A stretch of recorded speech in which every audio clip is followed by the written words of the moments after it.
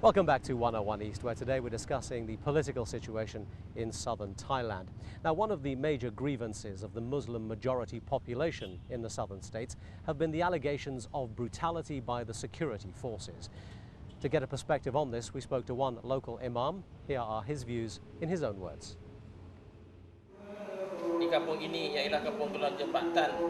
This is the Jambatan Canal village of Tanare district in Patani. I am the imam of this mosque. My name is Haji Ashad bin Soleh. I've lived here for more than 40 years.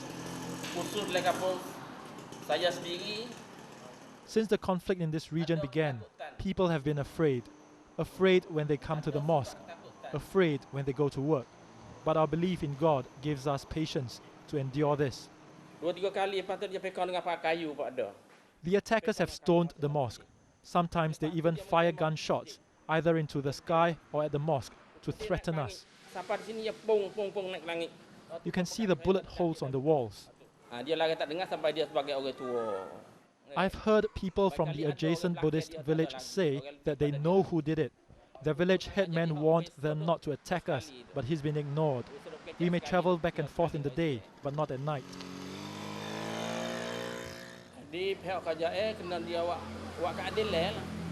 The Thai government should give justice to everyone, Muslims and Buddhists.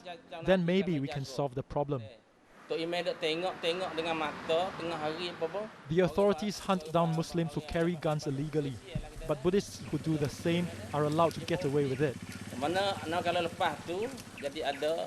I know that people in South Thailand wish for independence, because this is our land. We have our own civilization, culture, and history. Our future depends on justice from the Thai government. Nothing has been achieved. So I think an independent southern Thailand is the solution to improve our lives. Still with me here at the Krusei Mosque are Warawit Baru from the Prince of Songkhla University, Sunai Pasuk, who's with Human Rights Watch, and Srisompop Jitapomsi, who's also at the Prince of Songkhla University. Thank you all for staying with us. Warawit, you have been quoted in the past as saying that the insurgents here will not negotiate until they have a much stronger position, many more dead. Do you still think that they are trying to build a position of strength? I don't believe that even though they want to, the way or the tactics not to have a negotiation, But I think if you try hard, I think all of them, they have their own relatives, If we try hard to go to that point, by using the peace way to have negotiation, I think we can do this. Is there a trade-off here between the amount of violence that is caused and the potential for the government to increase its efforts to solve it? It demands the toleration from the government, because we need the true believer in peace process, and the government need to convince to the local people that they are serious about making a better life, make people life better, and try to negotiate with the extremist groups, so that the violence will be balanced by the peaceful process, the dialogues. This process will be complicated, very complicated, and need more time, more toleration. How can the government convince the locals that they are serious? It is very difficult because, after all, there has been no answer in terms of criminal justice to existing cases of human rights violations and excessive use of violence by government forces. We are sitting at Krusei Mosque, where separatists inside the mosque were executed by government commandos, and the investigation showed clearly that was excessive use of violence, unnecessary use of excessive violence. So far, no one has been brought to justice on the government side. This is another reminder that still there's a long way to go to prove to Muslims in the South that they are not second-class citizens. You've been involved in some of the reconciliation talk. Is there any understanding in Bangkok, do you think, that perhaps bringing to justice some of the people responsible may help? Understanding is very important for here, both sides, I think. Understanding is very important. Two-way communication, two-way communication. By we use this approach, we can build understanding among the people and the government. I think now, because of the violence, we put a lot of weapons, for example, to this area. Lots of weapons come down to the south.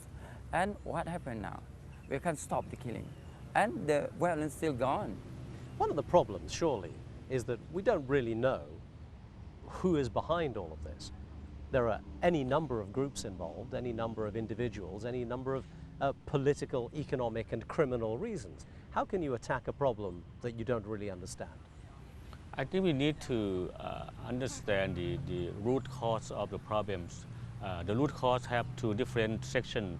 The first section is a social condition.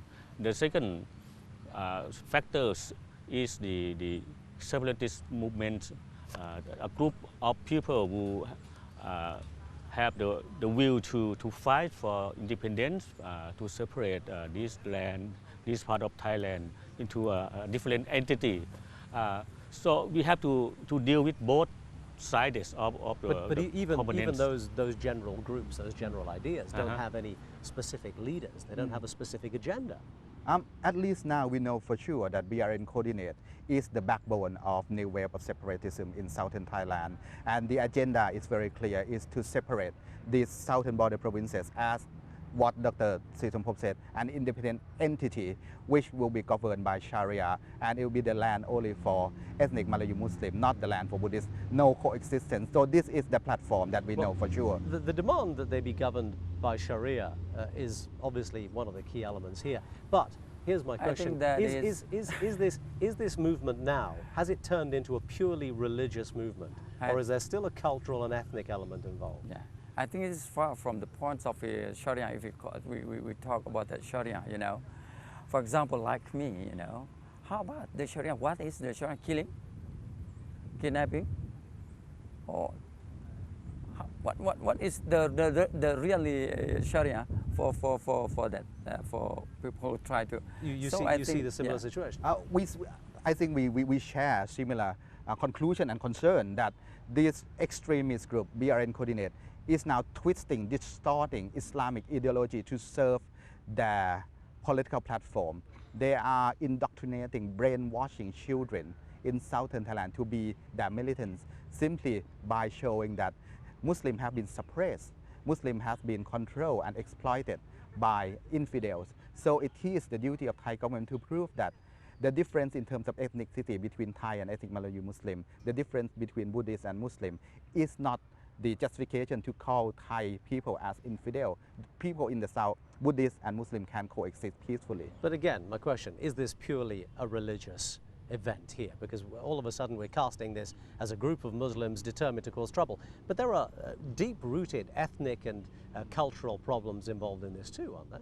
We can see that the group like BRN Coordinate have both sides of ideologies. They are nationalists, ethnic nationalists. They believe in Malay, in Patani, and also they have religious faith really strong, and they mix both together, and it's become more radical, getting more radical. Is there any potential or any thought in Bangkok of a possible move to greater autonomy for this part of the world? Maybe not a separate state, obviously, but a greater degree of control.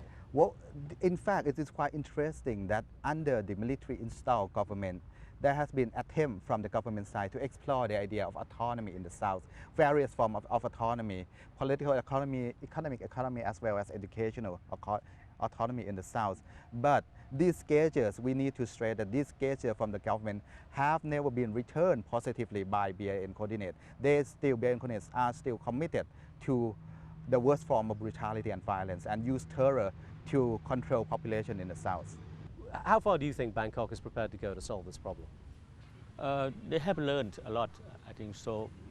For 2 or 3 years, Bangkok have learned a lot about the identity of the local Malay Muslim in Patani in 3 provinces. But they need more time to learn more, to understand that this is really complicated problems. the situation is very complex, and the next government after the election will be tested about how far they are ready, they are prepared for this situation. And that's all we have time for on this edition of 101 East. My thanks once again to our guests today. Warawit Baru is a lecturer at the Prince of Songkla University in Patani, Sunai Pasuk of Human Rights Watch, and Sri Sompop Jitipomsi, who's also at the Prince of Songkla University. Thank you all.